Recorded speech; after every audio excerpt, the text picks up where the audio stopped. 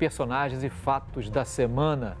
E, meu caro Guga Chakra, tivemos pelo menos 2 grandes encontros de lideranças mundiais nos últimos dias. Nos 2 encontros, teve um convidado especial que compareceu.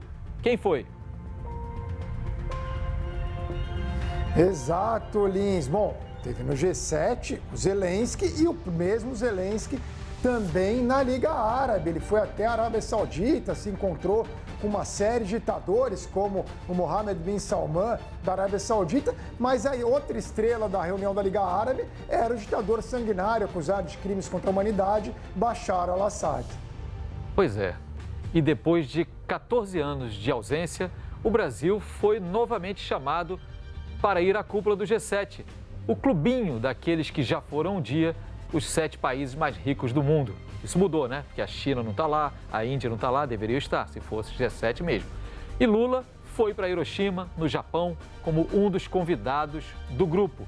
E falou, claro, como todos esperavam, da guerra na Ucrânia, com o francês Emmanuel Macron, com o chanceler alemão Olaf Scholz. São 2 das 12 autoridades internacionais com que ele se encontrou. 9 chefes de Estado e de governo e 3 de organismos internacionais. A ONU, a OCDE, o FMI. Mas Lula não conversou com o presidente da Ucrânia, Volodymyr Zelensky, que também estava lá. E daqui a pouquinho, por volta das 8 da noite, 8 da manhã de segunda-feira no Japão, Lula deve dar uma entrevista coletiva lá no Japão. E a gente vai acompanhar junto com você ao vivo, claro.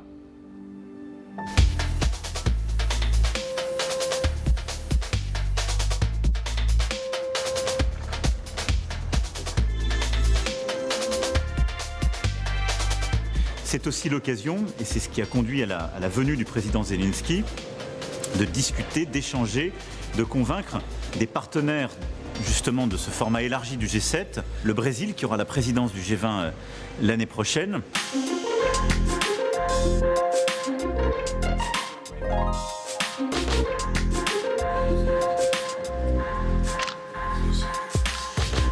Together with our partner countries, we reiterated the need for a just peace that respects Ukraine's sovereignty and territorial integrity, both core principles of the UN Charter.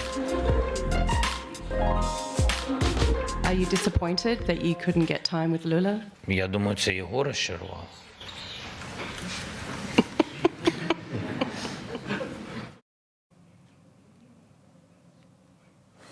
E Lins, quem está acompanhando todo esse encontro, toda essa cúpula do G7, são os nossos correspondentes, Felipe Santana, junto com a Ana Camanducaia, o Lucas Lois, e eles vão falar para a gente, né, o Felipe Santana vai falar para a gente sobre essa grande expectativa que havia de um possível encontro entre o Lula e o Zelensky, que acabou não se concretizando. A gente vai ouvir agora, Lins. De acordo com a assessoria de imprensa da presidência, houve incompatibilidade de agendas. A assessoria disse que o presidente Lula ofereceu mais de um horário, mas que a equipe de Zelensky não conseguiu conciliar com a agenda do presidente ucraniano. O que aconteceu foi que durante toda a tarde a equipe de Lula deu a entender para a imprensa brasileira que a reunião poderia acontecer a qualquer momento. A nossa equipe passou a tarde em uma sala aqui no hotel em que o Lula está hospedado, que parecia preparada para isso. Tinha uma bandeira da Ucrânia sobre a mesa na sala onde ficaram os jornalistas, que depois foi retirada. Mas essa sala era aqui no hotel em que Lula está hospedado, que fica a cerca de 20 minutos do local onde os painéis do G7 aconteciam, onde estava Zelensky, que só saiu para visitar o Memorial da Paz de Hiroshima. O Lula ficou frente a frente com Zelensky nesse único painel de que participou nesse terceiro dia de G7, mas pelas imagens no começo da reunião não cumprimentou o Zelensky. O Lula também não divulgou uma foto com o Zelensky nas redes sociais, como fez com outros líderes, como Joe Biden, com quem também não teve reunião bilateral, mas encontrou nesse painel do G7. Nos bastidores, quando perguntei se não houve uma grande movimentação do Brasil para que essa reunião acontecesse, houve uma história para exemplificar a posição diplomática do Brasil. Quando Lula conheceu George W. Bush, o Bush entrou na sala e todos os outros líderes que estavam ali automaticamente levantaram, quase como se batendo continência, segundo essa fonte. O Lula segurou o braço do assessor que estava do lado e disse: "Não levanta". Esperou que George Bush viesse até ele e aí se levantou e cumprimentou, como se quisesse marcar a importância diplomática que ele acredita que o Brasil tem. E todos os líderes aqui do G7 dessa vez fizeram de tudo para ver o Zelensky, enquanto o Lula ofereceu os 2 horários aqui no hotel e a conversa nem continuou para tentar fazer acontecer porque a equipe do Zelensky não respondeu. O assessor da presidência para assuntos internacionais, Celso Amorim, foi até Kiev no começo do mês, passou para Lula o que disse o Zelensky e basicamente Zelensky se prepara para uma grande contraofensiva. O governo brasileiro acredita que ele tenha vindo aqui pedir armamento e apoio e que quer que Lula seja quem transmite essa mensagem de apoio incondicional à Ucrânia para os países da América do Sul. A posição do Brasil é que não quer se envolver nessa contraofensiva, não quer a continuidade da guerra, não quer pressionar uma potência atômica como a Rússia e que vai conversar quando for para tratar de paz e não de guerra. Tá aí então Felipe Santana, direto de Hiroshima, onde já é manhã de segunda-feira. Agora, Guga, meu camarada, com essas declarações, a versão oficial do governo brasileiro é essa, de que tentou-se, dentro da exiguidade da agenda, vamos lembrar ali, como eu falei no início, né? O presidente Lula teve 12 encontros com autoridades internacionais, muitos desses encontros já haviam sido marcados aqui ainda no Brasil, antes do presidente sair para a viagem. Fato é que tampouco era surpresa, segundo me informa o Itamaraty, a presença do Zelensky lá, ou seja, a provável presença do Zelensky não era uma surpresa e diz o Itamaraty ainda que tratativas foram feitas no sentido de tentar viabilizar dentro desse aperto da agenda. Isso é a posição oficial do governo brasileiro. Mesmo assim, para as lideranças ocidentais também presentes ali, e a imprensa também ocidental, e aí eu falo dos Estados Unidos, da Europa, Inglaterra, França também, é de que essa visão continua de que o Brasil estaria mais alinhado à Rússia do que à Ucrânia, porque claramente o Ocidente está alinhado à Ucrânia, tanto que vem fornecendo armas à Ucrânia. Esse desencontro, seja por incompatibilidade de agenda, seja por um corpo mole de alguma das partes, tem tudo para reforçar essa impressão junto aos parceiros e à imprensa ocidental também. O que você acha que dá para esperar daqui para frente em relação a isso? Quer dizer, porque claramente, para mim, o recado que o presidente Lula gostaria de ter passado lá em Hiroshima era um recado que pudesse alimentar alguma possibilidade de uma negociação. Mas, na verdade, esse recado ficou eclipsado. O recado que valeu, se a gente vê nas palavras do Macron, se vê nas palavras do Biden, se vê nas palavras das lideranças ocidentais presentes ali em Hiroshima, é um recado de não mexer 1 milímetro no apoio incondicional à defesa da Ucrânia nesse momento. E o Brasil não está, aparentemente, disposto a adotar essa posição. Olha, Lins, bom, começando pela questão do encontro. Os dois lados estão dizendo que acabaram não conseguindo conciliar agendas, o fato é que houve um fracasso. O ideal seria, sim, que o presidente Lula tivesse conseguido se encontrar com o presidente Volodymyr Zelensky. Afinal, o Zelensky, por um lado, quer um apoio mais forte do Brasil, é um direito dele querer isso, portanto, haveria a intenção dele de querer conversar com o Brasil. O Brasil é um país importante, um gigante do sul do planeta, da América Latina, e o presidente Lula sempre diz que se quer um candidato, quer ser um mediador, e tinha ali a oportunidade de se encontrar com um dos principais atores envolvidos nesse conflito na Ucrânia, no caso, o próprio presidente ucraniano. Eles não conseguiram, fracassaram. É lamentável. O premier da Índia, o Narendra Modi, ele sim, muito mais próximo de Moscou, compra petróleo, compra armamentos da Rússia, não condena tanto a Rússia quanto o Brasil nos fóruns internacionais. Ele conseguiu se encontrar com Zelensky, tirou a foto, deu a mão, expôs os pontos dele, ouviu os do Zelensky. Enfim, houve o fracasso no encontro. Passando para o segundo ponto, é injusto, como fazem alguns órgãos americanos ou britânicos, dizer que o Brasil é aliado da Rússia. Isso não condiz com a realidade, Lins. O Brasil condenou em todos os fóruns internacionais a invasão da Rússia à Ucrânia. O presidente Lula, nesse fim de semana mesmo, voltou a defender a integridade territorial ucraniana. O Brasil tem uma posição similar no que diz respeito ao apoio, ao envio de armamentos e sanções à Rússia. O Brasil não envia armamentos à Ucrânia e não impõe sanções à Rússia, assim como nenhum outro país da América Latina. Nenhum país latino-americano envia armas para a Ucrânia e impõe sanções à Rússia. O mesmo vale para todos os países da África ou mesmo do Oriente Médio e a maior parte dos países da Ásia. Quer dizer, o Brasil não tem uma posição diferente ou excepcional em relação aos seus pares, especialmente na América Latina. Então, não é verdade que o Brasil seja aliado da Rússia. Isso é injusto. E, por último, daqui para frente, está muito claro, a estratégia da Ucrânia, nesse momento, de seus aliados, Estados Unidos e países europeus, é seguir lutando contra a Rússia, contra a invasão russa. Eles estão ainda enviando armamentos, agora vai ter até caça F-16, vai demorar meses de treinamento, mas depois terão. Então a perspectiva é de o conflito se prolongar. Essa é a estratégia muito clara da Aliança Ocidental. O objetivo é conseguir fazer a Rússia se retirar de todo o território ou fazer a Ucrânia reconquistar pelo menos parte do território ocupado ilegalmente pela Rússia. Aparentemente é isso. O custo vai recair sobre esses países, se der certo ou não. A visão brasileira é que o conflito não mudou muito. Aliás, esse mês todo está focado em Bakhmut, que é uma cidade também de bebedouro no interior de São Paulo. Meses que o conflito está restrito a essa cidade, não muda nada, que vai acabar num cessar-fogo mais ou menos nas linhas atuais e não há por que continuar morrendo milhares de pessoas. Pois é, já que você mencionou Bakhmut, essa cidade, os russos anunciaram aí nas últimas 24 horas terem conquistado, com a ajuda daquelas tropas de mercenários do grupo Wagner, ter conquistado Bakhmut. O governo ucraniano rejeita essa versão e diz que Bakhmut ainda tem focos de resistência ali. Fato é que antes e depois do G7 não mudou muito a situação lá nos campos de batalha. A Rússia continua hoje controlando cerca de 17% do território ucraniano, né? Ou seja, ocupando militarmente esse 17%, chegou a ter pouco mais de 20%, hoje tem 17%.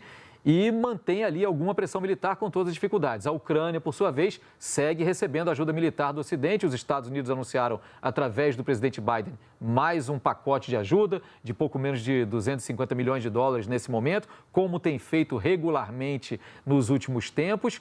E sobre essa menção que você fez aos pilotos, ela dá um mínimo de horizonte para a gente do que deve ser uma expectativa para a continuação da guerra, ou seja, expectativa de negociação que possa levar a um cessar-fogo, nesse momento me parece que não há nenhuma. E expectativa de continuação do conflito com essa história dos caças F-16 que chegariam à Ucrânia por meio de alguns aliados dentro da OTAN, ela é de pelo menos, no mínimo, 4 meses e no máximo 9 meses, que é o prazo estimado para o treinamento desses pilotos. Portanto, a perspectiva de paz poucas vezes esteve tão longínqua, ou pelo menos tem esse horizonte ali, e as posições, por enquanto, estão mantidas. O Ocidente, Estados Unidos à frente, basicamente mantendo a ideia de uma solução militar, alguns países uma postura mais independente, como o Brasil ou a Índia, e que é vista pelo Ocidente, muitas vezes, com uma posição mais próxima da Rússia. Agora, Guga, enquanto acontecia, ou logo antes de acontecer, quer dizer, ela chegar ali a ter uma interseção, a reunião do G7 lá no Japão,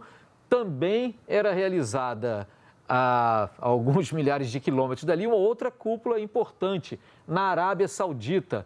Era a cúpula da Liga Árabe e quem estava lá também fazendo uma escala exatamente antes de chegar à reunião do G7 foi também Volodymyr Zelensky. Então, pensando na presença dele nesses dois encontros, especificamente da Liga Árabe, que juntou ali um grupo de ditadores, monarcas absolutistas, todos eles com graves denúncias de violação de direitos humanos ou que participam atualmente de conflitos, mas parece que dá para dizer que em caso de guerra ou da defesa do próprio país, no caso a Ucrânia, vale pedir também a ajuda para ditadores? Olha, Lins, é complicado quando você participa de um evento no qual a grande estrela é o Bashar al-Assad, acusado de crimes contra a humanidade, que foi reintegrado à Liga Árabe justamente nessa reunião. É complicado quando o anfitrião da reunião é o Mohammed bin Salman, que que ordenou o esquartejamento do jornalista Jamal Khashoggi, proíbe igrejas e sinagogas, comete atrocidades na guerra do Iêmen, matando dezenas de milhares de pessoas. É complicado quando a maior parte dos membros desse encontro é composta por ditadores. Há algumas democracias frágeis, como o caso do Líbano e do Iraque, mas o grosso mesmo é ditadores ou monarcas absolutistas, que na prática é a mesma coisa. Sobre tentar ajuda, quer dizer, vale tudo? Quer dizer, a vida de um iemenita ou de um sírio vale menos do que de um ucraniano? Quer dizer, pensar, vale a pena o Zelensky dar a mão para uma figura como Mohammed bin Salman? Sabe? Será que ele não pensa nas vítimas iemenitas do Bin Salman, não pensa no jornalista Jamal Khashoggi quando ele dá a mão? E esses países não vão apoiar a Ucrânia, a gente não pode esquecer, são países que são próximos de Moscou. O Sisi do Egito vai romper com Moscou? Nunca. Bin Zayed dos Emirados Árabes? Nunca. Bin Salman, o que o Bin Salman faz? Ele compra petróleo mais barato na Rússia, o ditador saudita, para consumo interno na Arábia Saudita e aproveita o excedente do petróleo saudita para exportar ainda mais petróleo mais caro para o Ocidente. Foi com essas figuras que o Zelensky se encontrou. Na minha avaliação, um erro grave. Está correto pedir ajuda do Brasil, da Índia, enfim, Indonésia, mas não de Arábia Saudita, Egito e países assim. E Lins, tem uma pergunta para você. Manda. Sobre a eleição grega, né, que estava ali um embate entre a direita e a esquerda, uma direita tradicional, uma esquerda tradicional também. Como que ficou o resultado? Pois é, Guga, urnas fechadas lá, apuração já praticamente terminada na Grécia. Na verdade, se configurou uma vitória bastante contundente da direita, do partido que já estava no poder, que é a direita tendendo eventualmente ao centro, o partido do primeiro-ministro Kyriakos Mitsotakis, que já estava no poder, tentando renovar aí mais um mandato. Ele teve pouco mais de 40% dos votos e deu uma diferença de mais de 20% praticamente para o Syriza, o partido de esquerda que cresceu muito na última década, digamos assim, desde o momento mais grave da crise, que quase viu a Grécia sair do bloco europeu, né? Por conta de não conseguir atender ali os parâmetros básicos, que depois viu a Grécia entrar num caminho em que o FMI e outras autoridades multilaterais internacionais acabavam supervisionando a economia grega. Pois então, o Syriza teve um desempenho bem aquém do que mostravam as pesquisas de opinião. Parecia que ele teria um desempenho melhor. Quem teve um desempenho razoável, que às vezes surpreendeu até algumas pessoas, foi o Partido Comunista Grego, que chega ali num distante quarto lugar, mas teve ali cerca de 10% dos votos, aqui para o Partido Comunista Grego é bastante. E o Partido Socialista, mais tradicional, ligado àquela social-democracia europeia, o PASOK, ele ficou ali num terceiro lugar, podendo, quem sabe, compor uma aliança. E por que eu digo isso, compor uma aliança?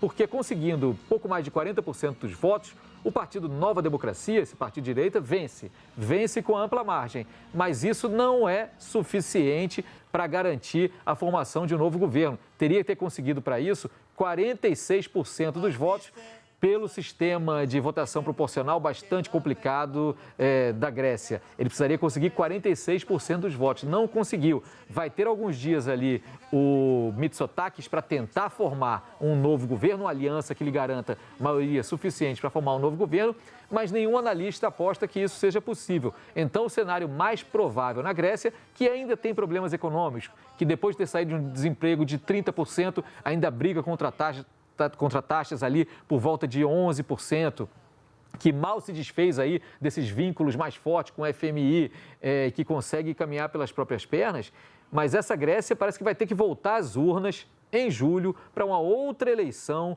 completa, total, para ver se sai um partido ali que consiga 46% dos votos. Ou seja, tudo bastante confuso na Grécia, coisa menos confusa é uma vitória clara da direita, uma derrota da esquerda, mas essa vitória da direita não foi suficiente para formar o novo governo.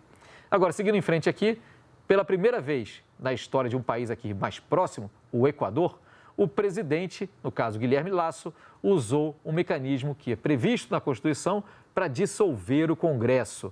Com isso, o país terá eleições antecipadas tanto para o Legislativo quanto para o Executivo, para a Presidência da República.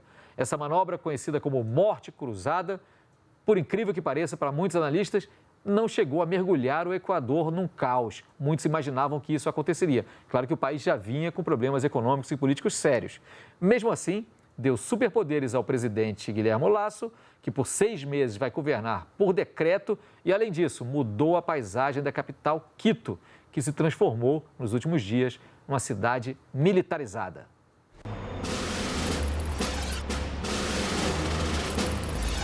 He decidido aplicar el artículo 148 de la Constitución de la República, que me otorga la facultad de disolver la Asamblea Nacional. Entendemos que el país pide a gritos un cambio. La muerte cruzada es una opción constitucional democrática y que va a permitir al país renovar un gobierno. El decreto emitido esta mañana por parte del presidente Guillermo Lasso es ilegal.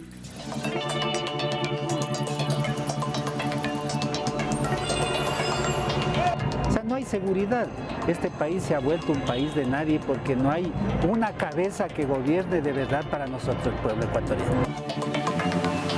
No queremos más conflictos, queremos salir adelante, venimos de una pandemia.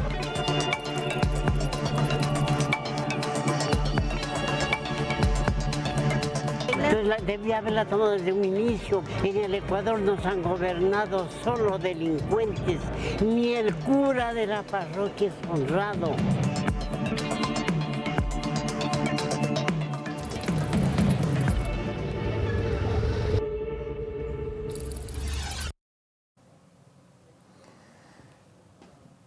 E Lins, o Guillermo Lasso que estava sofrendo um processo de impeachment quando decretou a morte cruzada.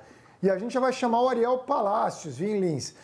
Nosso correspondente em Buenos Aires, especialista em América Latina. Boa noite, Ariel. Ariel, no final, essa morte cruzada indiretamente beneficiou os dois lados, é isso? Explica pra gente.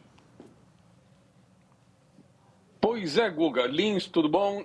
Boa noite, ouvintes. Acabou sendo um cenário de win-win, por incrível que pareça, onde todos ganham, porque o presidente Lasso se libera da desonra do impeachment, de ficar marcado já na última etapa de sua vida política pela destituição, e, por outro lado, a oposição também consegue se liberar do presidente, porque o presidente vai governar apenas 6 meses mais, e a oposição, as oposições, melhor dito, têm chances totais de vencer as próximas eleições, que estão marcadas para agosto, segundo turno, se houver, em outubro, e a posse do novo presidente já em novembro. É tudo bastante rápido. Então, os dois lados acabam ganhando. Houve, quando o presidente Lasso, no meio da semana, decretou a morte cruzada, que tem esse nome retumbante, como se fosse de um western spaghetti, não é? Houve até algumas ameaças de vários setores, inclusive dos partidos da oposição,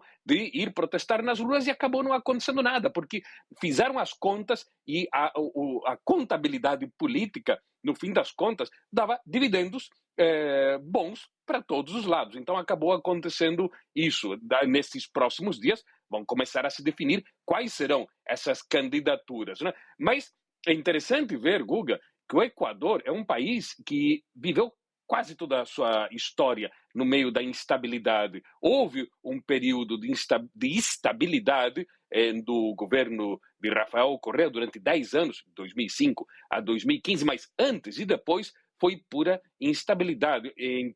Logo antes de Correa, entre 97 e 2005, nenhum presidente sobreviveu ao mandato de 4 anos. Um deles é um conhecido do Guga, o Abdallah Bucaram, que foi declarado insano pelo próprio parlamento. A primeira vez no Equador que um presidente levava um impeachment por insanidade mental. E isso também dá poder para o Rafael Correa, o ex-presidente Correa, que está no exílio, no alto exílio na Bélgica, que está já mexendo, fazendo suas manobras para que o novo presidente seja alguém, um discípulo dele. Mas também é preciso recordar que o próximo presidente vai governar apenas 1 ano e meio, porque é para completar o mandato de Guillermo Lasso. Então, é preciso já pensar no outro mandato que começa a partir de 2025.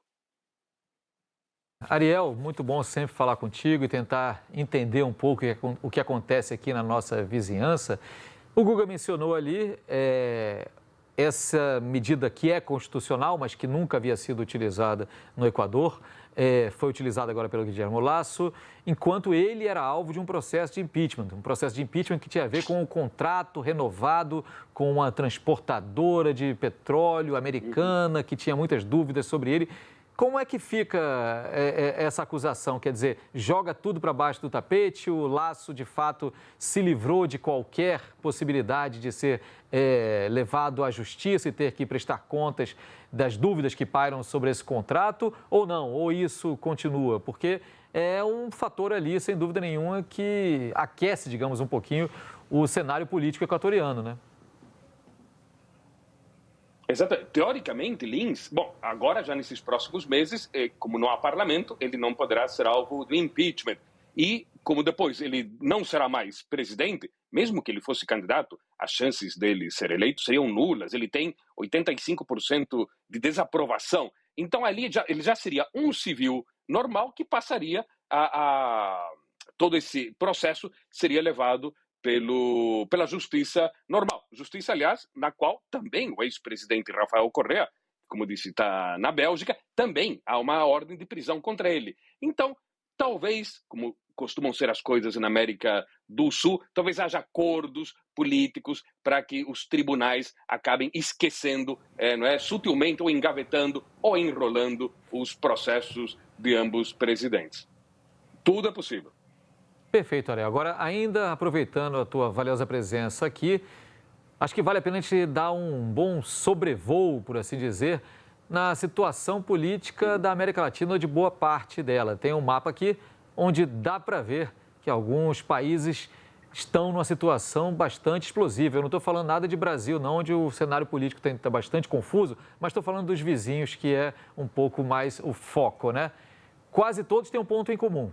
Presidentes que tentam governar sem ter, no entanto, uma maioria parlamentar. Esse é o caso, por exemplo, do Chile, do Peru e da Colômbia. E a Bolívia, onde o governo, teoricamente, tem maioria, mas está profundamente rachado entre os seguidores do atual presidente, Arce, e os do ex-presidente Evo Morales. E, claro, não dá para esquecer nossa queridíssima Argentina, essa última com a profunda crise econômica e política, agravada também pela própria divisão entre os peronistas. E aí tem a economia que só faz tumultuar tudo mais ainda.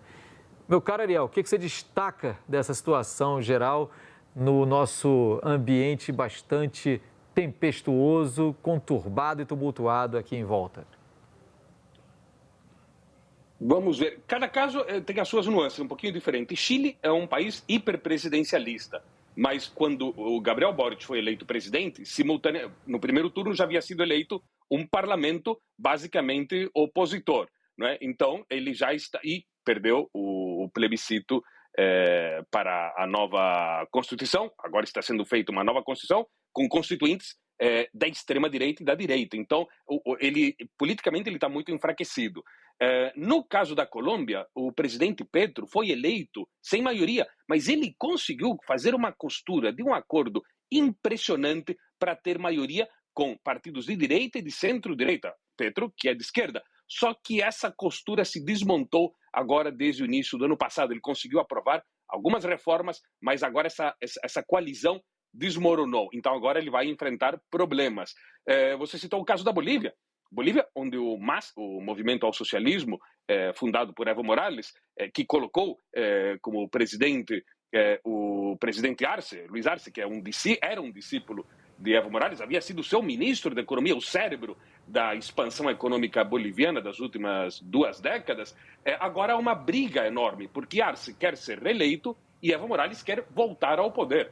Então, Evo Morales está puxando o tapete para valer de Arce. Temos o caso da Argentina, onde a maior dor de cabeça de Fernandes não é com a oposição, é com a própria coalizão, ou seja, é a própria vice-presidente Cristina Kirchner, que é a figura mais poderosa do governo, que está puxando o tapete de Fernandes há 2 anos. o governo não consegue aprovar medida nenhuma pela própria sabotagem interna. E isso leva a um cenário que não estão conseguindo definir um candidato presidencial de peso. O próprio Fernandes desistiu e a própria Cristina Kirchner, que as pesquisas indicam uma elevadíssima rejeição, também pragmaticamente desistiu de ser candidata. E temos, acho que você citou também Peru, não é? Em Peru temos um cenário muito complexo.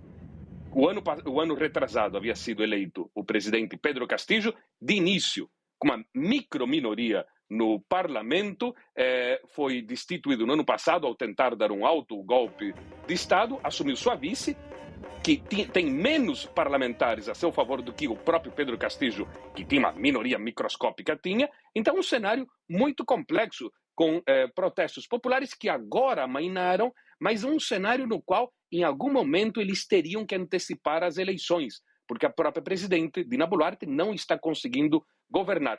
Todo esse cenário, Lins e Guga, está levando muito analista a pensar se a região não precisava, ou se vários países da região não estariam precisando algum esquema parlamentarista, onde a transição de poder não fosse tão traumática, onde a coisa não se resolvesse em protestos nas ruas ou em conspirações parlamentares, em golpes de Estado, mas senão por um viés talvez parlamentarista. É difícil que o sistema político sul-americano, tão acostumado ao sistema de caudilhos, mude de ideia.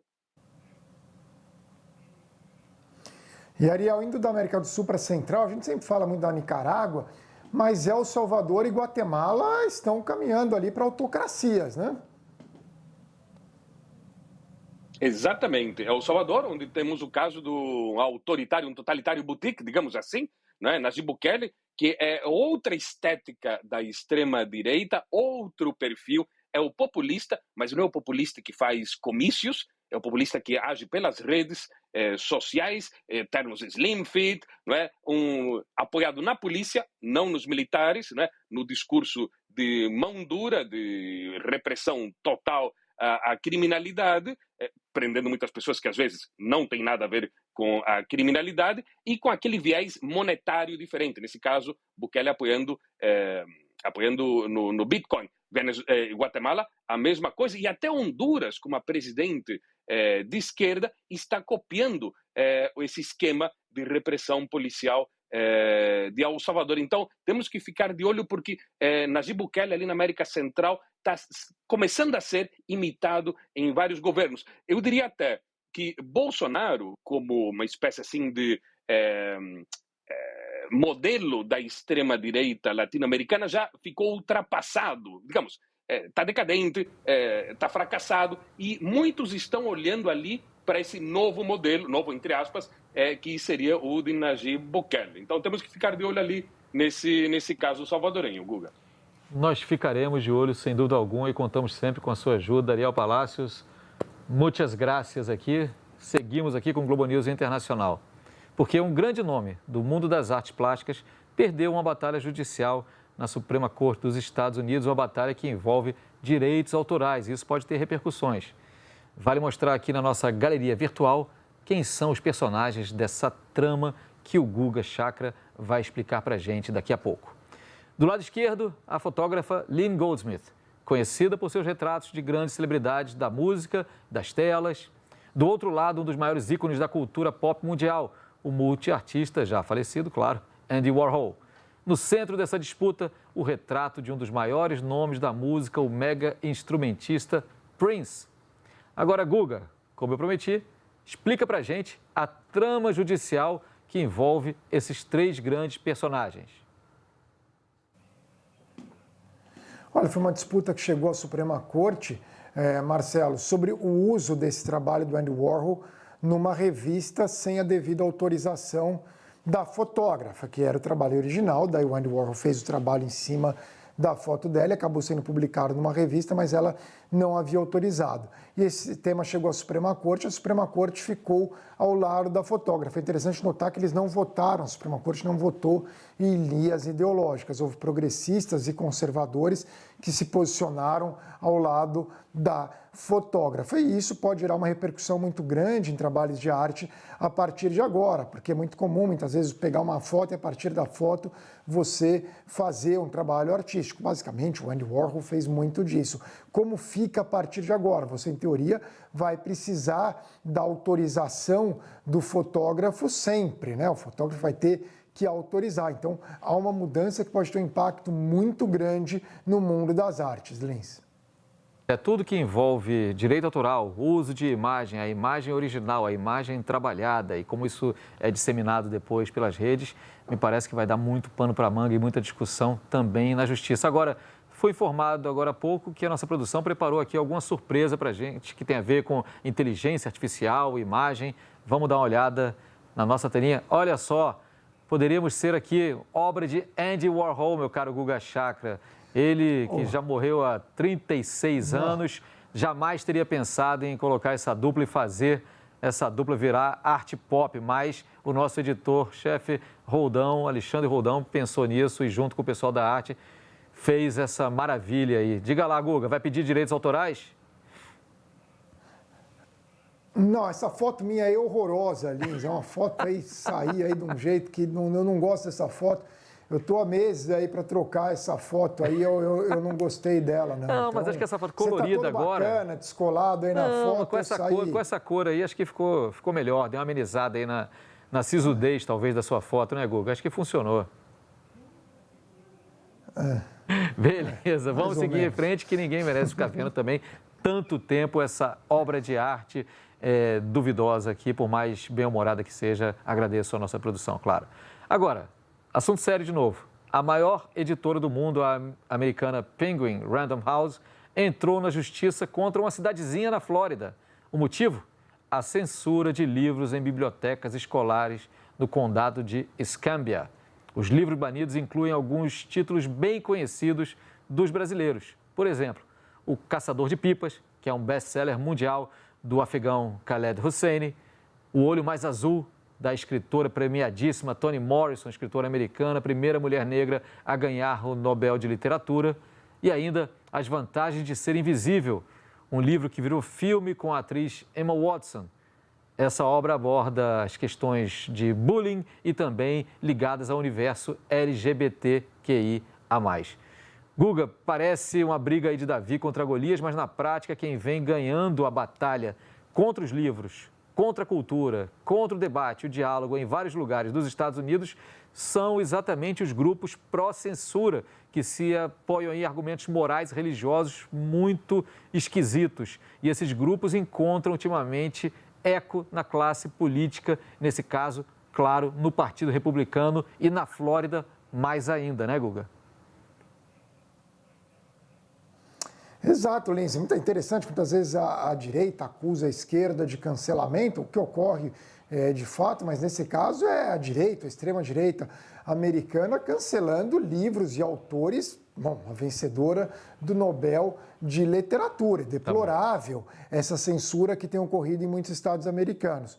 E o Ron DeSantis, que é o governador da Flórida, que tem aplicado bastante dessas censuras, ele é o grande rival do Donald Trump nas primárias republicanas. Ele deve anunciar oficialmente nesta semana a pré-candidatura dele à presidência dos Estados Unidos. Olim, você vai, tinha alguma coisa para falar? Já vai começar a entrevista coletiva do Lula ou ainda não? Não, ainda não. Ainda dá para a gente falar um pouquinho aqui. Ainda vamos falar um pouquinho. A gente está aguardando aqui para qualquer momento a entrevista coletiva do presidente Luiz Inácio Lula da Silva lá no Japão. Mas ainda falando da questão aí da Flórida e do Ron DeSantis, chamou muito a minha atenção quando você acha que não dá para descer mais baixo, por exemplo, do que a censura a obras de arte, a livros, a questões ligadas à educação também, o que deve ou não, o que pode ou não ser debatido na escola. Isso mesmo que acabe entrando no meio do que é debatido por especialistas no tema.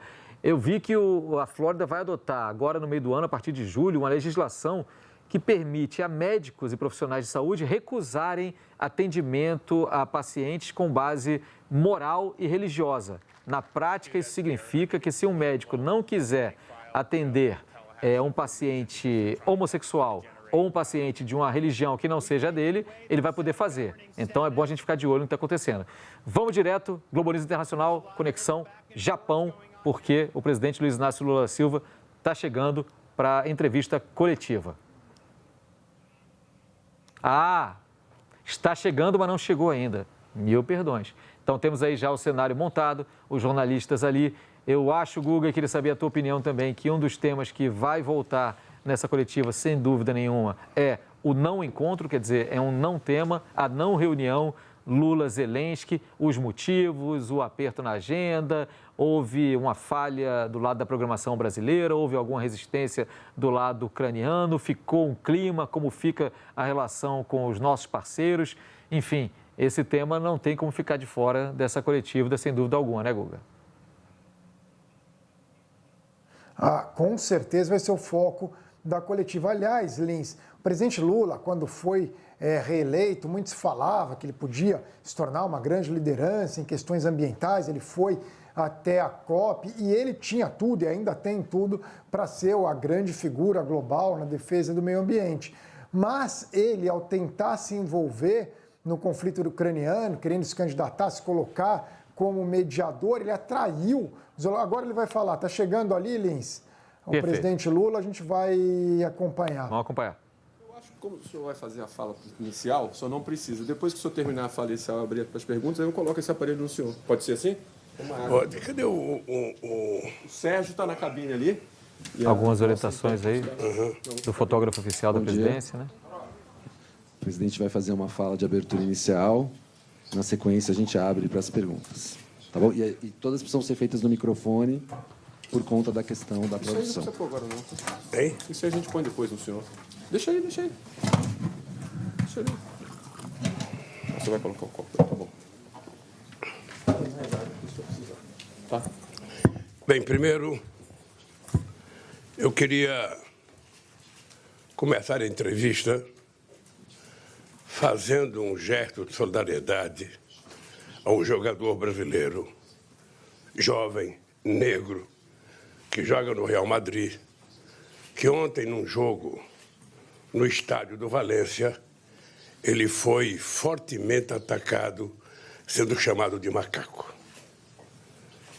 Ou seja, não é possível que quase no meio do século XXI a gente tenha o preconceito racial ganhando força em vários estádios de futebol aqui na Europa. Não é justo que o menino pobre, que venceu na vida, que está se transformando possivelmente num dos melhores jogadores do mundo, certamente do Real Madrid ele é o melhor, é ofendido em cada estádio que ele comparece. Eu penso que é importante que a FIFA, que a Liga Espanhola, que a Liga de outros países tome sérias providências, porque nós não podemos permitir que o fascismo tome conta e o racismo dentro do estádio de futebol. Bom, dito isso, eu queria dizer para vocês que a minha vinda a esse encontro do G7 é ainda o cumprimento de uma tarefa que eu me propus quando fui candidato a presidente da República. Quando nós deixamos a presidência em 2010, o Brasil era um bom protagonista internacional. O Brasil era levado em conta para todas as conversas que se tinha nesse mundo sobre desenvolvimento, sobre meio ambiente, sobre a questão do clima. E depois o Brasil passou 6 anos no anonimato. O Brasil virou paira no mundo político, porque ninguém queria ouvir o Brasil e o Brasil também não queria ouvir ninguém, porque quem governou o Brasil era efetivamente uma figura atrasada, apolítica, sabe, que não entendia a necessidade da boa política de relações internacionais. E a minha vinda aqui se deu pelo fato de que o Brasil vai presidir os BRICS a partir do ano que vem, o Brasil vai presidir o G20, e essas pessoas que estavam aqui fazem parte do G20, e é importante que essas pessoas participem do G20 no Brasil o ano que vem. E também pela oportunidade de fazer a quantidade de bilaterais que eu fiz, foram 10 bilaterais. Além das bilaterais, eu tive uma reunião aqui nesse salão com 4 grandes empresários japoneses, a Mitsui, a Toyota, a Nippon Steel, a NEC e o Banco de Investimento japonês. Tive conversas informais com a Coreia, com os Estados Unidos, com a OCDE, com a OMC, com o Reino Unido, com a União Europeia e com a União Europeia. Bem, vocês vão perguntar, e a Ucrânia? O fato é muito simples, ou seja, tinha uma entrevista, uma bilateral com a Ucrânia aqui nesse salão às 15h15 da tarde. Nós esperamos e aí ficamos recebendo a informação que eles tinham atrasado. Enquanto isso, eu atendi o presidente do Vietnã. E quando o presidente do Vietnã foi embora, a Ucrânia não apareceu. Certamente teve outro compromisso, não pôde vir aqui. Foi simplesmente isso que aconteceu. Eu ouvi atentamente o discurso do Zelensky no encontro. Ele certamente ouviu o meu discurso atentamente no encontro.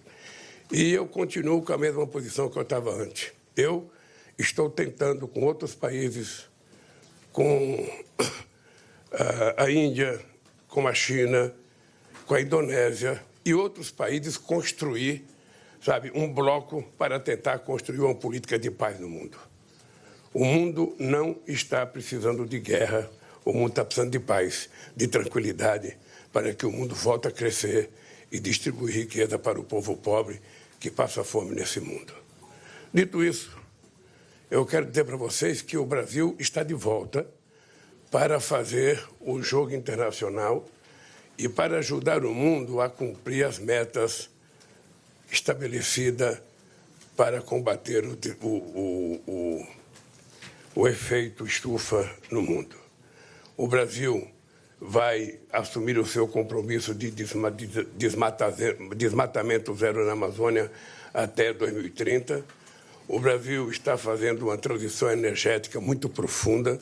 O Brasil é o país do mundo que tem energia elétrica mais limpa, 87% da nossa energia elétrica é renovável, e 50% de toda a energia brasileira 50% é renovável contra 15% do mundo. Na elétrica, o Brasil tem 87% de renovável contra 28% do mundo.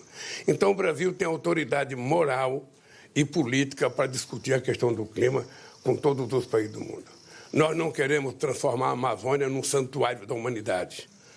O que nós queremos é entender que na Amazônia moram 28 milhões de pessoas e essas pessoas têm o direito de viver, de trabalhar, de comer, de ter acesso aos bens materiais que todos nós queremos ter. E por isso nós precisamos explorar, não desmatando, explorar a riqueza da biodiversidade da Amazônia para saber se a gente pode, inclusive, extrair possibilidade de desenvolver uma indústria de fármaco, uma indústria de cosmético para gerar empregos limpos, para que a Amazônia possa sobreviver e para que a humanidade possa sobreviver.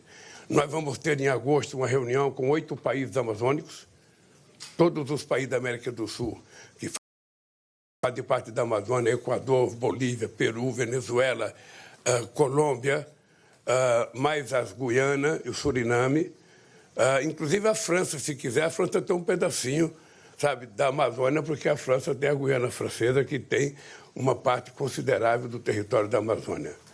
E nós vamos fazer um encontro para tentar afirmar uma política unificada dos países amazônicos e ver qual é a política que nós vamos ter para os indígenas, porque, na verdade, uma política séria para evitar o desmatamento e controlar as nossas florestas, os indígenas podem ser efetivamente os grandes guardiões da floresta. E aí vale para o Brasil e vale para os outros países da América do Sul.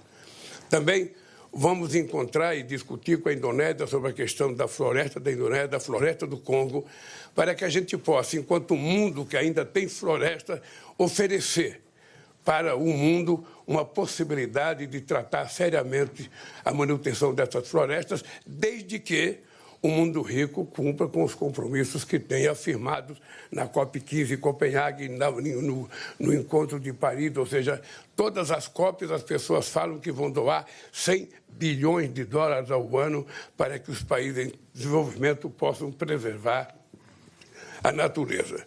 Nós estamos aguardando. Obviamente que eu recebi, tem o Fundo Amazônia, que foi criado com a Noruega e com a Alemanha. Os Estados Unidos ofereceu 500 milhões, sabe, um pouco tinha. A Inglaterra também ofereceu 500 milhões, mas ainda falta muito para os 100 bilhões que eles estão prometendo. De qualquer forma, o Brasil vai fazer por conta própria aquilo que o Brasil tem que fazer. Preservar a Amazônia é dever e responsabilidade do povo brasileiro. É o que o Brasil pode oferecer ao mundo. É tranquilidade de que a nossa Amazônia não vai ser extinta. Quem quiser cortar uma árvore para fazer móveis, fazer cadeira, fazer mesa, fazer cama, plante uma floresta, corta o tanto que ele quiser. Mas na floresta Amazônia, ela não é de ninguém. Ela é do povo e ela é do planeta, embora seja território soberano do nosso país. Dito isso, estou à disposição de vocês para responder as perguntas. Bom dia. Bom dia, presidente. Marcos Uchoa, aqui da TV Brasil. Tudo bem aqui na sua frente? Nós estamos numa cidade que sofreu, em 1945, pela primeira vez, uma possibilidade de uma ameaça de destruição do planeta, que é uma coisa que, a partir da arma nuclear, a gente está vivendo. E agora a gente está vivendo essa possibilidade de destruição do planeta a partir da questão do meio ambiente. O senhor sentiu uma certa frustração na medida que essa reunião do G7 absorveu muita coisa ligada à guerra da Ucrânia? Claro que tem possíveis ramificações aí nucleares, que não se espera, mas, enfim, é possível. E existiram algumas coisas concretas para o Zelensky, como o F-16, lá que abriram. E em relação ao meio ambiente, ficou num segundo plano, mais uma vez, muito mais no nível de retórica do que de coisas concretas. Quer dizer, você sentiu nessas reuniões bilaterais ou nas conversas uma vontade real de fazer algo mais concreto? Olha, muitas vezes eu acho que o discurso é feito muito mais para o eleitorado de cada representante dos países do que para respeitar a natureza. Vamos ser francos, nós temos o protocolo de Quioto há quanto tempo? Quais países cumpriram o protocolo de Quioto? Nós temos o Acordo de Paris há muito tempo. Quantos países cumpriram o Acordo de Paris? Ora, eu tenho dito de que nós precisamos ter uma governança global muito forte. É por isso que eu reivindico a necessidade de mudar o Conselho de Segurança da ONU, colocando mais países e, ao mesmo tempo, você tirar o direito de veto para que você possa decidir uma coisa numa COP e cumprir aquela coisa. Porque o dado concreto é que não cumpre. Cada país, quando volta da decisão, o seu Congresso não aprova, os seus empresários não querem. E na questão climática não pode ser assim. Na questão climática a gente tem que decidir e obrigar todos os países a cumprir, com pena desses países serem punidos. Aí sim vale você ameaçar a punição para quem não cumpre uma decisão coletiva tirada no encontro internacional para discutir a questão do meio ambiente. Ou seja, o planeta é um barco em que todos nós estamos lá. Não vai ser possível uma parte morrer e a outra não morrer. Obviamente que os pobres sempre pagarão o preço primeiro. Mas o que nós queremos é o seguinte: se dá para salvar o planeta, vamos salvar. E é importante ter em conta que as pessoas não levam a sério, apesar de fazerem muito discurso. Eu digo isso porque nem os 100 bilhões que começaram a prometer a partir de 2009... na COP15 em Copenhague, foi cumprido por ninguém. Então, é o seguinte, é preciso levar muito a sério. Por isso, eu estou reclamando a mudança no Conselho de Segurança da ONU, que entre mais países da América Latina, mais países da África, que entre o Japão, que entre a Alemanha, que entre a Índia, sabe, que entre países importantes. A África tem 54 países. Sabe? Por que a África não tem 1 ou 2 representantes? Ou seja, a ONU de 45 já não existe mais. Ela foi criada para manter a paz no mundo, mas ela não tem mais autoridade para manter a paz no mundo, porque são os membros do Conselho de Segurança que fazem guerra. Vamos ver os Estados Unidos e o Iraque. Foi discutido no Conselho de Segurança? Não. Vamos ver a Inglaterra e a França quando invadiram a Líbia. Foi discutido no Conselho de Segurança? Não. Vamos ver o Putin agora, discutido no Conselho de Segurança? Não. Ou seja, são os membros do Conselho de Segurança que não obedece ao Conselho de Segurança.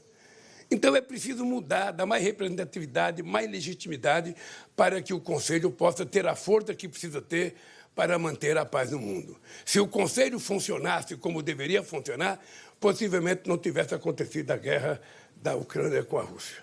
Possivelmente, se o Conselho de Segurança tivesse força para negociar. O dado concreto é que não tem. Ontem, não sei se vocês viram, o discurso do próprio secretário-geral da ONU, dizendo que, lamentavelmente, não tem força. Em 1948, a ONU teve força de criar o Estado de Israel. Hoje, a ONU não tem força para manter a paz Israel e palestinos. Nem consegue fazer com que a terra demarcada fique intacta, porque Israel, de vez em quando, ocupa uma parte das terras que são dos palestinos. Então, é preciso uma instituição séria, que tenha peso, que tenha força e que tenha autoridade política para tomar decisões e ela ser cumprida. E na questão do clima, isso é primordial. Ou todos nós entendemos que o barco é um só, ou todos nós entendemos que o planeta é redondo, ou todos nós entendemos que uma desgraça que vier vai pegar todo mundo de calça curta. Os cientistas estão nos prevenindo. Então é importante que a gente tenha clareza de que nós somos os responsáveis de nos salvar ou de nos matarmos. Vou colocar aqui agora. Ah, um companheiro.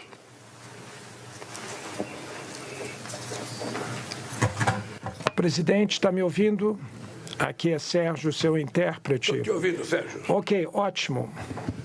Thank you, President. Muito obrigado. Can you hear me? Tá bom. Sim, pode me ouvir. Okay. Thank you, President. I'm Real Sanada from Asahi Shimbun. I'm honored to meet you here, and I'd like to ask Peraí. Está entrando a voz dele direta. Tá me ouvindo agora, presidente? Agora eu estou te ouvindo. Então tá bom. É que apagou aqui meu microfone. Tá bom.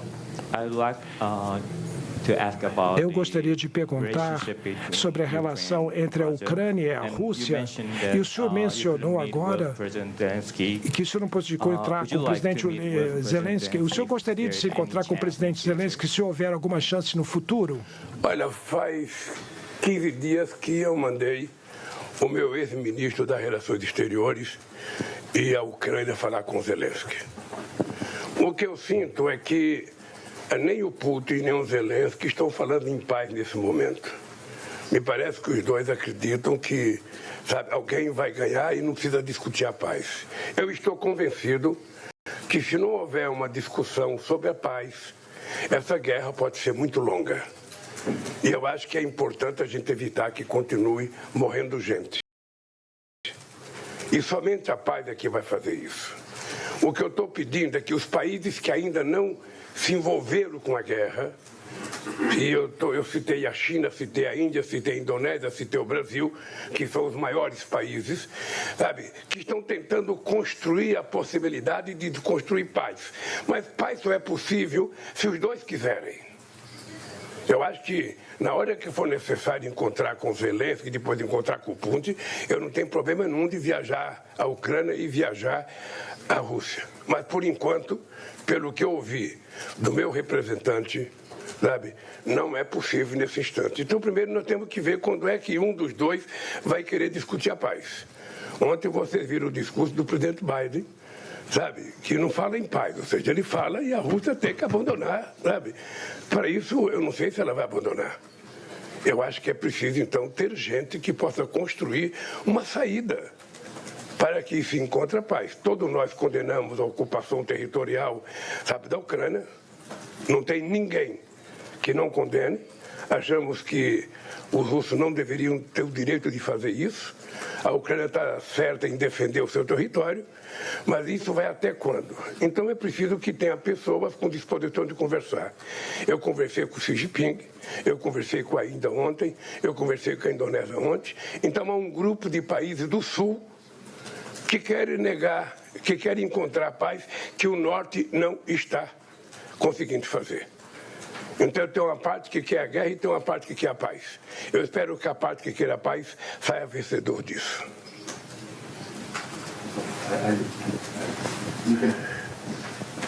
Mr. President, my name is Ekaterina Golubkova. Senhor presidente, ela está falando muito baixo, tem que falar mais perto do microfone.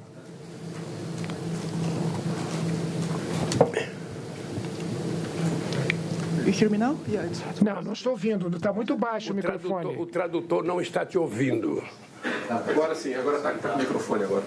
Deixa isso para Deus. Do you hear me now? Tá bom, vamos tentar ouvir, está muito baixo. All good? Ok. Bota o microfone perto da boca.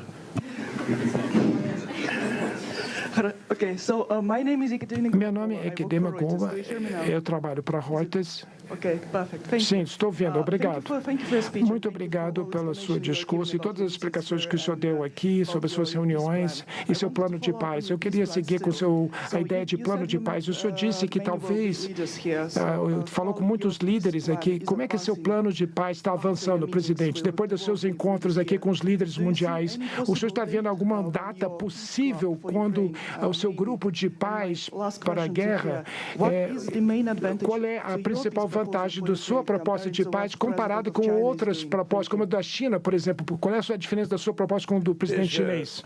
Deixa eu te dizer uma coisa. Só é possível discutir a paz quando o Zelensky e o Putin quiseram discutir a paz. Não é possível construir uma proposta em guerra. O que nós queremos é que primeiro pare a guerra, pare os ataques e vamos tentar dialogar para encontrar uma saída negociada para a Ucrânia e para a Rússia. É isso que nós queremos. Não é possível você construir um plano de fora para dentro. Quem tem que querer um modelo de paz é a Ucrânia e a Rússia. Não é a China, não é o Brasil, não é a Indonésia, ou seja, o que nós queremos é o seguinte: primeiro parem a guerra, pare os tiros, pare as mortes, e aí vamos sentar em torno de uma mesa no território que os dois escolherem e vamos então começar a negociação. É assim que a gente vai encontrar a paz. Ninguém tem um modelo pronto, o modelo pronto será deles. Presidente, bom dia. Felipe Santana, da TV Globo.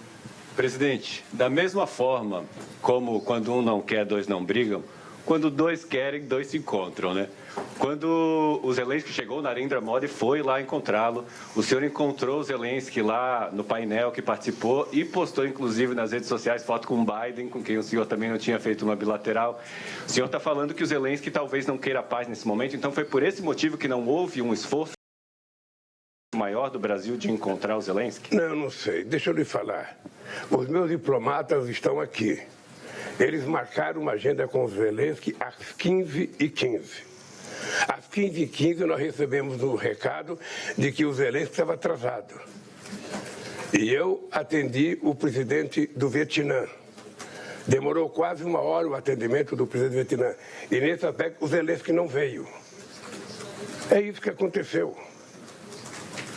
Aconteceu isso, ou seja, se ele teve um outro problema mais sério, se teve alguma atitude, um encontro mais importante, eu não sei. O dado concreto é que estava marcado aqui nesse salão, 15h15, o encontro com o Zelensky. É só isso. Ele falou que o senhor teria ficado decepcionado com esse encontro que não aconteceu. Ele não falou comigo. Eu não falei com ele. Ele falou na coletiva de imprensa que o senhor teria ficado decepcionado. Não, eu não fiquei decepcionado. Eu fiquei chateado, porque eu gostaria de encontrar com ele e discutir o assunto. Por isso que eu marquei aqui no hotel. Apenas isso. Mas veja, o Zelensky é maior de idade, ele sabe o que faz. Então não tem problema, se não deu certo nessa oportunidade, vai dar certo em outra. É isso. Não estava previsto a vinda dele inicialmente. Foi uma surpresa a chegada dele no momento em que os convidados do G7 iriam discutir com o G7. Porque ele não tinha discutido antes. Então, não deu, é isso. Mas não faltará oportunidade para a gente se encontrar e conversar. Eu, quando estiver percebendo que as pessoas querem efetivamente negociar, eu quero dizer que eu estou pronto a ir à Rússia, a ir à Ucrânia, a ir ao Egito, a ir no fim do mundo para tentar discutir o fim dessa guerra. Agora não. Agora não, porque os dois não querem. Eu estou dizendo para você que o Celso Amorim foi lá, foi na Rússia, depois foi na Ucrânia, sabe? E o Celso Amorim falou, por enquanto, eles não querem conversar sobre paz. Se um tem uma proposta que é a rendição do outro, se o outro tem a proposta que é a redenção do outro, ou seja, e ninguém vai querer se render. A negociação não é rendimento, negociação é negociação. E vai ter um momento que vai querer negociação. Vai ter um momento. Tem momento que a gente não quer e tem momento que a gente quer. Eu acho que o mais rápido possível deveria ser encontrada uma forma de sentar a Rússia e a Ucrânia em torno de uma mesa, com quem eles escolherem para ser os mediadores e tentar encontrar uma solução. É isso que eu acho que deve acontecer e é para isso que eu trabalho. Eu lembro que em 10 de dezembro de 2003, 10 de dezembro de 2002, eu tinha sido eleito presidente do Brasil e eu fui convidado para ir aos Estados Unidos.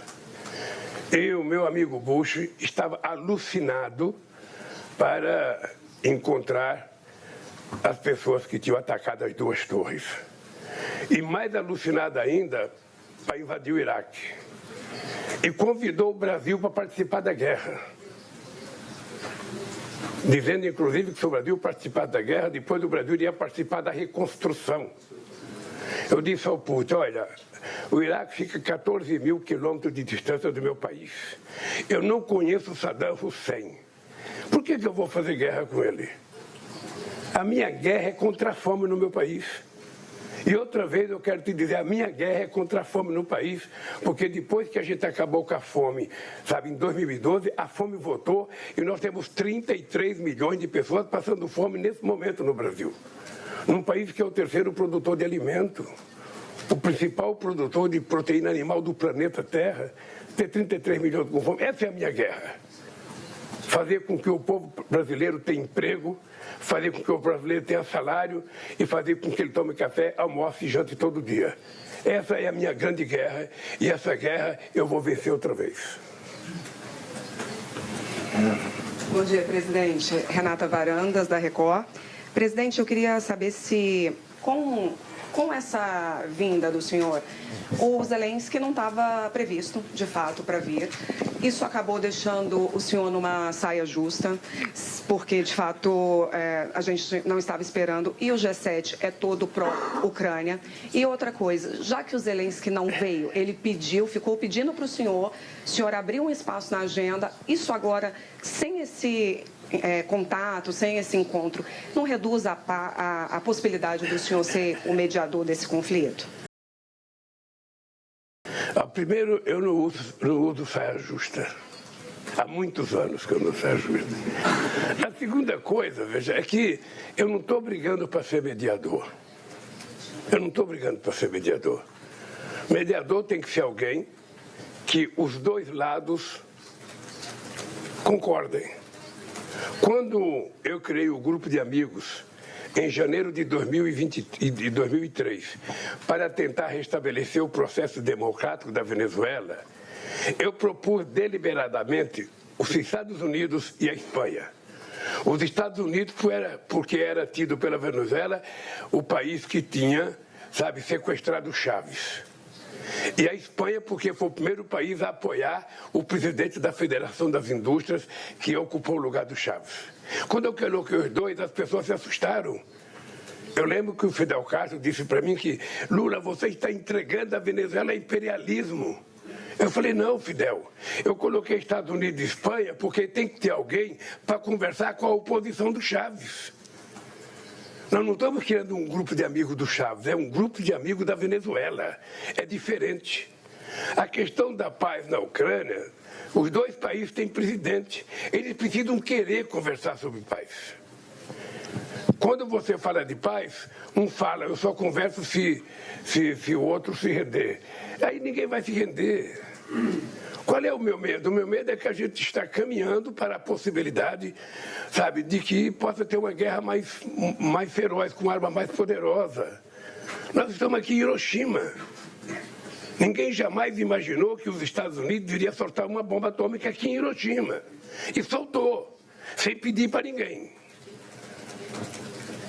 Está certo que ainda não existiu o Conselho de Segurança da ONU. Sabe? Então, o que nós queremos é evitar isso. E para evitar isso é preciso criar as condições. Sabe? Então nós vamos criar. No momento que for possível, sabe, a gente vai encontrar negociação. Ontem vocês viram o discurso do Biden, sabe? O discurso do Biden de que tem que ir para cima do Putin até ele sabe, se render, pagar tudo que estragou. Esse discurso não ajuda, na minha opinião. Esse discurso não ajuda. O que ajuda é um discurso de que, gente, vamos sentar primeiro, vamos esfriar a cabeça e vamos começar a conversar. E às vezes leva tempo. Leva tempo. Quando a gente começa uma greve, que é diferente de uma guerra, a gente começa uma greve 100% ou nada. Né? Depois de 10 dias, você já aceita 80. Depois de 20 dias, você já aceita 70. E chega um momento que você aceita só 50 e volta a trabalhar. Uma guerra, sabe, guardadas as proporções, é mais ou menos a mesma coisa. Por enquanto, os dois estão convencidos de que vão ganhar a guerra. Eu quero que os dois ganhem fazendo negociação, mas ganhem a paz e não a guerra. É isso. Alô.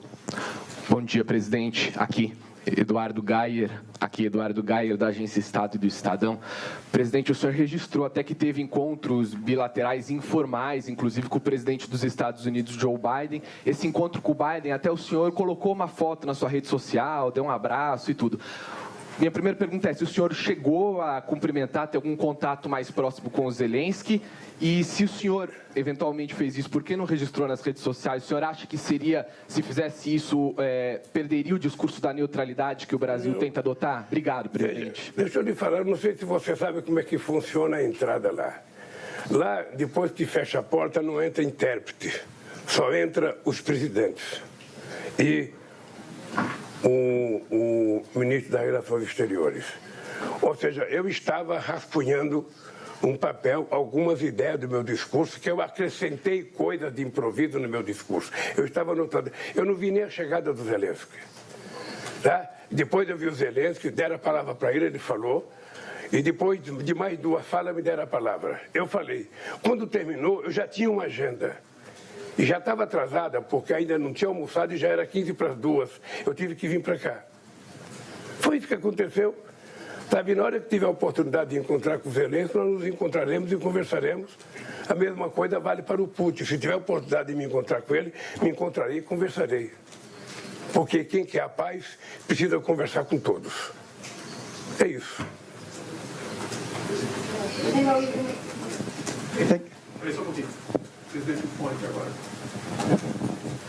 Hello. Thank you.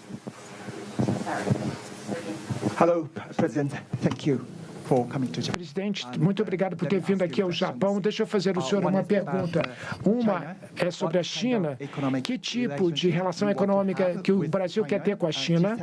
E no G7, ontem, que acabou ontem, nessa cúpula, que quer reduzir a dependência econômica à China. Eles querem que os membros do G7 reduzam a dependência econômica deles com a China. Qual é a sua política com relação à relação econômica com a China? A segunda minha pergunta é sobre as moedas. O Brasil está trabalhando com a Argentina para criar uma moeda comum local. E o presidente também está trabalhando com a China para usar a yuan, a moeda chinesa, para o comércio entre os dois países. Portanto, eu estou muito curioso sobre o seu plano, a sua visão, presidente, sobre o uso de moedas locais para o comércio exterior. Obrigado. Olha, primeiro é um prazer vir ao Japão. Eu vim aqui como presidente da República, acho que em 2008 ou 2009. Eu vim ao Japão pela primeira vez em 1975, num congresso dos trabalhadores da Toyota, porque a Toyota tinha uma fábrica lá em São Bernardo, na cidade que eu era presidente do sindicato. E eu venho ao Japão participar do G7 e quero agradecer ao primeiro-ministro que nos recebeu de forma muito carinhosa, muito respeitosa e, sobretudo, agradecer a educação do povo japonês. Tá? Porque, sinceramente, se o mundo inteiro tivesse o processo de educação que tem o povo, sabe, japonês, certamente a gente não teria tantos problemas no mundo. Eu saio daqui encantado com a gentileza, com a educação de cada pessoa do Japão que a gente encontrou. Por isso eu tenho que dar parabéns ao governo japonês e ao povo japonês. A segunda coisa é que a China é o principal parceiro comercial do Brasil. A China é o primeiro. Primeiro a China, segundo os Estados Unidos, o terceiro é a Argentina. Há muito tempo, eu tenho dito que era preciso que a gente criasse condições de fazer negociações comerciais com as moedas dos países. E todo mês os bancos centrais acertavam as contas. Porque não é possível você ficar dependendo do dólar para fazer comércio exterior. Não é possível ficar dependendo de uma moeda que você não produz. Só tem um país que produz dólar, que é os Estados Unidos. Então, por que nós não podemos fazer uma moeda para negociar com a Argentina? Nós já fizemos uma vez com a Argentina para pequenas e médias empresas poder fazer negócio nas suas moedas. Tá? O problema é que, muitas vezes, o próprio pequeno empresário não confia na moeda do seu país. Então, ele prefere fazer em dólar. Por exemplo, os BRICS. Nós haveremos de discutir a criação de uma moeda em algum momento, para que a gente faça negociação com os países, sabe, na nossa moeda. Essa é uma discussão. Então, a China é um parceiro muito importante para o Brasil. É o nosso maior parceiro comercial. E a gente quer manter essa relação. Isso não impede que a gente mantenha a relação com todos os demais países. Tá? A Argentina é o nosso maior parceiro comercial na América do Sul. Quando eu era presidente, nós chegamos a ter um comércio de 40 bilhões de dólares com a Argentina. Então, o Brasil tem que ter interesse com a Argentina. Eu conversei com a diretora do FMI sobre a situação da Argentina e pedi para que a diretora do FMI tivesse compreensão de que, depois da pandemia, a Argentina teve, sabe, uma seca que destruiu 25% da produção agrícola argentina. Isso pesa muito. Então, se a Argentina não tem condições de cumprir o acordo, nós vamos pressionar a Argentina, vamos dar um tempo para que a Argentina possa se recuperar. E eu espero que tenha sido compreendido. Nós estamos discutindo com os BRICS se é possível os BRICS ajudar a Argentina. A China colocou 30 bilhões de dólares à disposição da Argentina para pagar as suas exportações. O Brasil, só de manufaturado, tem quase 20 bilhões de exportação com a Argentina. Então, o que nós precisamos, na verdade, é equilibrar para que as nossas empresas continuem vendendo para a Argentina. E, para ser sincero, eu quero te dizer, eu sonho com a construção de várias outras moedas entre os países que têm grande comércio, para que a gente não fique dependente só de uma moeda. É isso que eu penso claramente. E eu espero que os bancos dos BRICS criem uma moeda, como o euro. Sabe? Como o euro. É possível a gente criar? É só a gente ir criando as condições políticas e econômicas para fazer isso. E eu, sinceramente, não espero que tenha gente que aceite outra vez a Guerra Fria. A Guerra Fria que aconteceu, sabe, depois da Segunda Guerra Mundial, eu não quero que aconteça outra Guerra Fria entre China e Estados Unidos. E a gente fique submetido à disputa dos dois. Eu quero uma economia totalmente livre, cada um negocia com quem quiser negociar, cada um vende para quem quiser e compra para quem quiser. É esse o mundo livre que eu quero no mundo comercial. Presidente? Oi. Está com áudio? Está funcionando? Tá. Priscila Yasbeck, da CNN Brasil. Presidente, o senhor falou muito sobre qual que é a posição do Brasil em relação ao conflito, que o Brasil não tem uma posição neutra, que condena a invasão da Ucrânia, mas que não acredita que o que Zelensky propõe de solução para a guerra, que seria conseguir mais armas, poderia encerrar o conflito. E o Brasil, acima de tudo, quer encerrar o conflito. É isso que o senhor deixou claro aqui no G7. O que a gente queria saber é qual que é a proposta de solução para esse conflito. De acordo com o que o senhor fala, que as duas partes vão ter que abrir mão. A Ucrânia vai ter que abrir mão de territórios ocupados pelos russos? Por isso que eu digo que o acordo depende de sentar na mesa primeiro.